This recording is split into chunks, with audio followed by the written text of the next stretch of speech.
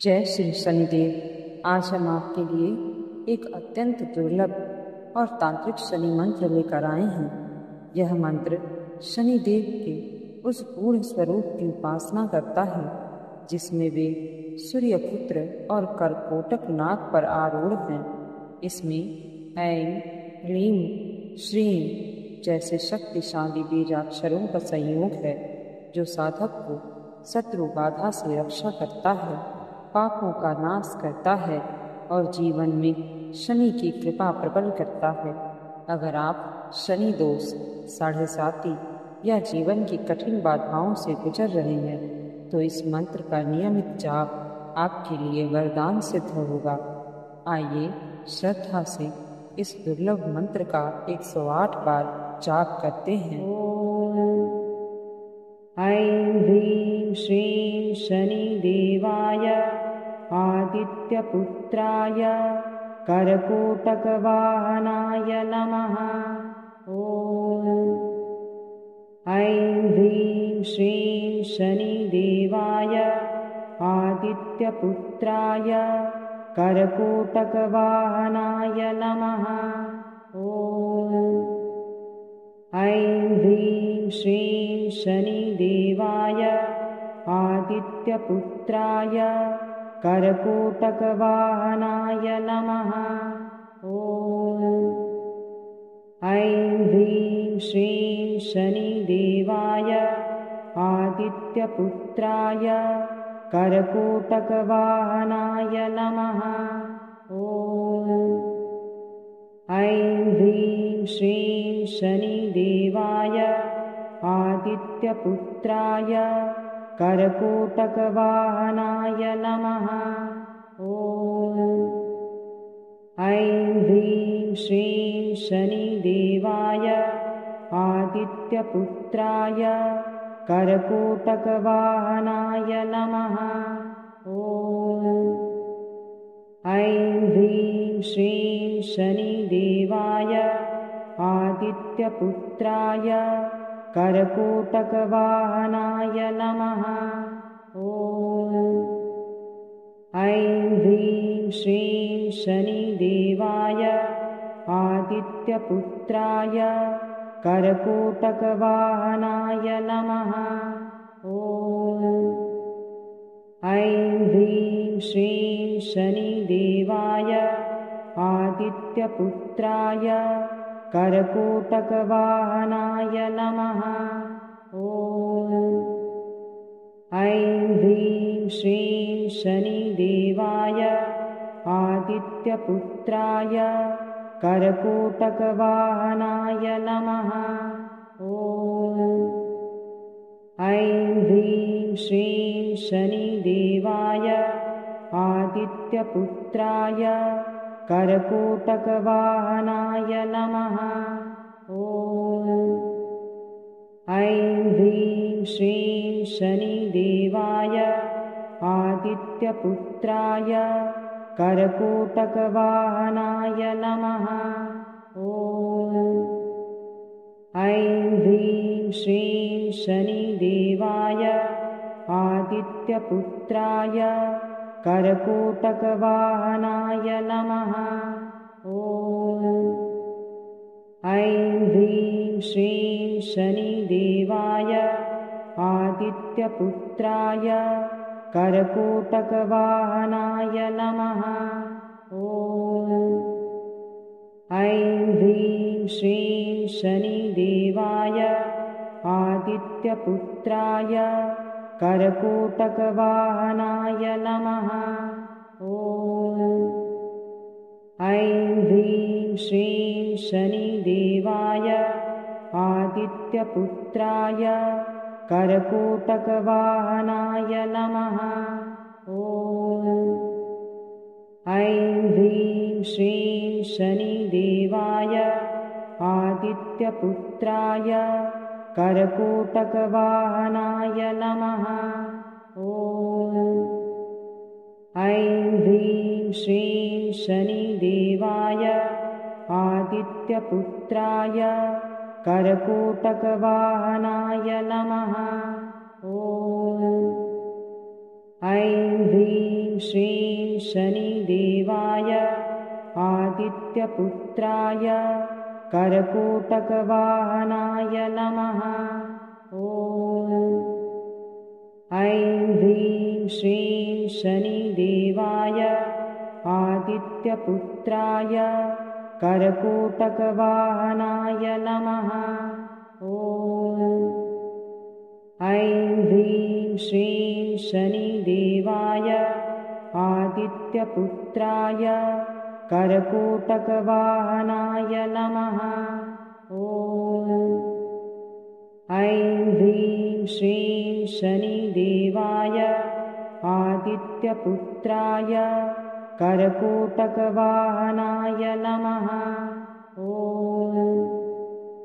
ऐं ह्रीं श्रीं शनिदेवाय आदित्यपुत्राय करकूटकवाहनाय नमः। ॐ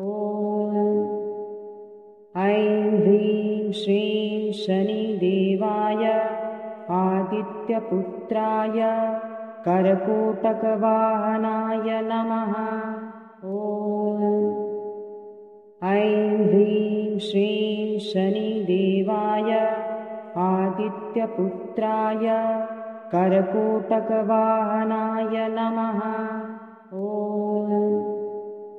ऐं ह्रीं श्रीं शनिदेवाय आदित्यपुत्राय करकूटकवाहनाय नमः। ॐ ऐं ह्रीं श्रीं शनिदेवाय आदित्यपुत्राय करकूटकवाहनाय नमः। ॐ ऐं ह्रीं श्रीं शनिदेवाय आदित्यपुत्राय करकूटकवाहनाय नमः। ॐ ऐं ह्रीं श्रीं शनिदेवाय आदित्यपुत्राय करकूटकवाहनाय नमः। ॐ ऐं ह्रीं श्रीं शनिदेवाय आदित्यपुत्राय करकूटकवाहनाय नमः। ॐ ऐं ह्रीं श्रीं शनिदेवाय आदित्यपुत्राय करकूटकवाहनाय नमः। ॐ ऐं ह्रीं श्रीं शनिदेवाय आदित्यपुत्राय करकूटकवाहनाय नमः। ॐ ऐं ह्रीं श्रीं शनिदेवाय आदित्यपुत्राय करकूटकवाहनाय नमः। ॐ ऐं ह्रीं श्रीं शनिदेवाय आदित्यपुत्राय करकूटकवाहनाय नमः। ॐ ऐं ह्रीं श्रीं शनिदेवाय आदित्यपुत्राय करकूटकवाहनाय नमः। ॐ ऐं ह्रीं श्रीं शनिदेवाय आदित्यपुत्राय करकूटकवाहनाय नमः। ॐ ऐं ह्रीं श्रीं शनिदेवाय आदित्यपुत्राय करकूटकवाहनाय नमः। ॐ ऐं ह्रीं श्रीं शनिदेवाय आदित्यपुत्राय करकूटकवाहनाय नमः। ॐ ऐं ह्रीं श्रीं शनिदेवाय आदित्यपुत्राय करकूटकवाहनाय नमः। ॐ ऐं ह्रीं श्रीं शनिदेवाय आदित्यपुत्राय करकूटकवाहनाय नमः। ॐ ऐं ह्रीं श्रीं शनिदेवाय आदित्यपुत्राय आदित्यपुत्राय कर्कोटकवाहनाय नमः। ॐ ऐं ह्रीं श्रीं शनिदेवाय आदित्यपुत्राय कर्कोटकवाहनाय नमः। ॐ ऐं ह्रीं श्रीं शनिदेवाय आदित्यपुत्राय कर्कोटकवाहनाय नमः। ॐ ऐं ह्रीं श्रीं शनिदेवाय आदित्यपुत्राय कर्कोटकवाहनाय नमः। ॐ ऐं ह्रीं श्रीं शनिदेवाय आदित्यपुत्राय कर्कोटकवाहनाय नमः। ॐ ऐं ह्रीं श्रीं शनिदेवाय आदित्यपुत्राय कर्कोटकवाहनाय नमः। ॐ ऐं ह्रीं श्रीं शनिदेवाय आदित्यपुत्राय कर्कोटकवाहनाय नमः। ॐ ऐं ह्रीं श्रीं शनिदेवाय आदित्यपुत्राय कर्कोटकवाहनाय नमः। ॐ ऐं ह्रीं श्रीं शनिदेवाय आदित्यपुत्राय कर्कोटकवाहनाय नमः। ॐ ऐं ह्रीं श्रीं शनिदेवाय आदित्यपुत्राय कर्कोटकवाहनाय नमः। ॐ ऐं ह्रीं श्रीं शनिदेवाय आदित्यपुत्राय कर्कोटकवाहनाय नमः। ॐ ऐं ह्रीं श्रीं शनिदेवाय आदित्यपुत्राय कर्कोटकवाहनाय नमः। ॐ ऐं ह्रीं श्रीं शनिदेवाय आदित्यपुत्राय कर्कोटकवाहनाय नमः। ॐ ऐं ह्रीं श्रीं शनिदेवाय आदित्यपुत्राय कर्कोटकवाहनाय नमः। ॐ ऐं ह्रीं श्रीं शनिदेवाय आदित्यपुत्राय कर्कोटकवाहनाय नमः। ॐ ऐं ह्रीं श्रीं शनिदेवाय आदित्यपुत्राय कर्कोटकवाहनाय नमः। ॐ ऐं ह्रीं श्रीं शनिदेवाय आदित्यपुत्राय कर्कोटकवाहनाय नमः। ॐ ऐं ह्रीं श्रीं शनिदेवाय आदित्यपुत्राय कर्कोटकवाहनाय नमः। ॐ ऐं ह्रीं श्रीं शनिदेवाय आदित्यपुत्राय कर्कोटकवाहनाय नमः। ॐ ऐं ह्रीं श्रीं शनिदेवाय आदित्यपुत्राय कर्कोटकवाहनाय नमः। ॐ ऐं ह्रीं श्रीं शनिदेवाय आदित्यपुत्राय कर्कोटकवाहनाय नमः। ॐ ऐं ह्रीं श्रीं शनिदेवाय आदित्यपुत्राय कर्कोटकवाहनाय नमः। ॐ ऐं ह्रीं श्रीं शनिदेवाय आदित्यपुत्राय करकूटकवाहनाय नमः। ॐ ऐं ह्रीं श्रीं शनिदेवाय आदित्यपुत्राय करकूटकवाहनाय नमः। ॐ ऐं ह्रीं श्रीं शनिदेवाय आदित्यपुत्राय करकूटकवाहनाय नमः। ॐ ऐं ह्रीं श्रीं शनिदेवाय आदित्यपुत्राय करकूटकवाहनाय नमः। ॐ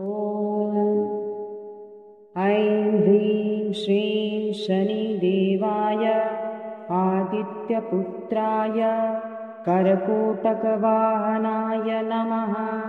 ॐ ऐं ह्रीं श्रीं शनिदेवाय आदित्यपुत्राय करकूटकवाहनाय नमः। ॐ ऐं ह्रीं श्रीं शनिदेवाय आदित्यपुत्राय करकूटकवाहनाय नमः। ॐ ऐं ह्रीं श्रीं शनिदेवाय आदित्यपुत्राय करकूटकवाहनाय नमः। ॐ ऐं ह्रीं श्रीं शनिदेवाय आदित्यपुत्राय करकूटकवाहनाय नमः। ॐ ऐं ह्रीं श्रीं शनिदेवाय आदित्यपुत्राय करकूटकवाहनाय नमः। ॐ ऐं ह्रीं श्रीं शनिदेवाय आदित्यपुत्राय करकूटकवाहनाय नमः। ॐ ऐं ह्रीं श्रीं शनिदेवाय आदित्यपुत्राय करकूटकवाहनाय नमः। ॐ ऐं ह्रीं श्रीं शनिदेवाय आदित्यपुत्राय करकूटकवाहनाय नमः। ॐ ऐं ह्रीं श्रीं शनिदेवाय आदित्यपुत्राय करकूटकवाहनाय नमः। ॐ ऐं ह्रीं श्रीं शनिदेवाय आदित्यपुत्राय करकूटकवाहनाय नमः। ॐ ऐं ह्रीं श्रीं शनिदेवाय आदित्यपुत्राय करकूटकवाहनाय नमः। ॐ ऐं ह्रीं श्रीं शनिदेवाय आदित्यपुत्राय करकूटकवाहनाय नमः। ॐ ऐं ह्रीं श्रीं शनिदेवाय आदित्यपुत्राय करकूटकवाहनाय नमः। ॐ ऐं ह्रीं श्रीं शनिदेवाय आदित्यपुत्राय करकूटकवाहनाय नमः। ॐ ऐं ह्रीं श्रीं शनिदेवाय आदित्यपुत्राय करकूटकवाहनाय नमः। ॐ ऐं ह्रीं श्रीं शनिदेवाय आदित्यपुत्राय करकूटकवाहनाय नमः। ॐ ऐं ह्रीं श्रीं शनिदेवाय आदित्यपुत्राय करकूटकवाहनाय नमः। ॐ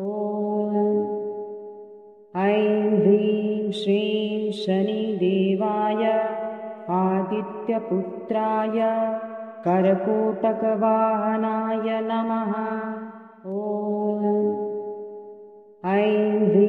श्रीं शनिदेवाय आदित्यपुत्राय करकूटकवाहनाय नमः। ऐं ह्रीं श्रीं शनिदेवाय आदित्यपुत्राय करकूटकवाहनाय नमः। ऐं ह्रीं श्रीं शनिदेवाय आदित्यपुत्राय करकूटकवाहनाय नमः। ऐं ह्रीं श्रीं शनिदेवाय आदित्यपुत्राय करकूटकवाहनाय नमः। ऐं ह्रीं श्रीं शनिदेवाय आदित्यपुत्राय करकूटकवाहनाय नमः। ऐं ह्रीं श्रीं शनिदेवाय आदित्यपुत्राय करकूटकवाहनाय नमः। ऐं ह्रीं श्रीं शनिदेवाय आदित्यपुत्राय करकूटकवाहनाय नमः। ऐं ह्रीं श्रीं शनिदेवाय आदित्यपुत्राय करकूटकवाहनाय नमः। ऐं ह्रीं श्रीं शनिदेवाय आदित्यपुत्राय करकूटकवाहनाय नमः। ऐं ह्रीं श्रीं शनिदेवाय आदित्यपुत्राय करकूटकवाहनाय नमः। ऐं ह्रीं श्रीं शनिदेवाय आदित्यपुत्राय करकूटकवाहनाय नमः। ऐं ह्रीं श्रीं शनिदेवाय आदित्यपुत्राय करकूटकवाहनाय नमः। ऐं ह्रीं श्रीं शनिदेवाय आदित्यपुत्राय करकूटकवाहनाय नमः। ऐं ह्रीं श्रीं शनिदेवाय आदित्यपुत्राय करकूटकवाहनाय नमः। ऐं ह्रीं श्रीं शनिदेवाय आदित्यपुत्राय करकूटकवाहनाय नमः। ऐं ह्रीं श्रीं शनिदेवाय आदित्यपुत्राय करकूटकवाहनाय नमः। ऐं ह्रीं श्रीं शनिदेवाय आदित्यपुत्राय करकूटकवाहनाय नमः। ऐं ह्रीं श्रीं शनिदेवाय आदित्यपुत्राय करकूटकवाहनाय नमः। ऐं ह्रीं श्रीं शनिदेवाय आदित्यपुत्राय करकूटकवाहनाय नमः। ऐं ह्रीं श्रीं शनिदेवाय आदित्यपुत्राय करकूटकवाहनाय नमः। ऐं ह्रीं श्रीं शनिदेवाय आदित्यपुत्राय करकूटकवाहनाय नमः। ऐं ह्रीं श्रीं शनिदेवाय आदित्यपुत्राय करकूटकवाहनाय नमः। ऐं ह्रीं श्रीं शनिदेवाय आदित्यपुत्राय करकोटकवाहनाय नमः। शनिदेव के इस मंत्र से शनि की शांति ही नहीं बल्कि कृपा भी प्राप्त होती है। यदि वीडियो अच्छा लगा हो तो इसे अधिक से अधिक लोगों तक साझा करें ताकि सबको शनिदेव की कृपा का लाभ मिल सके। जय श्री शनिदेव।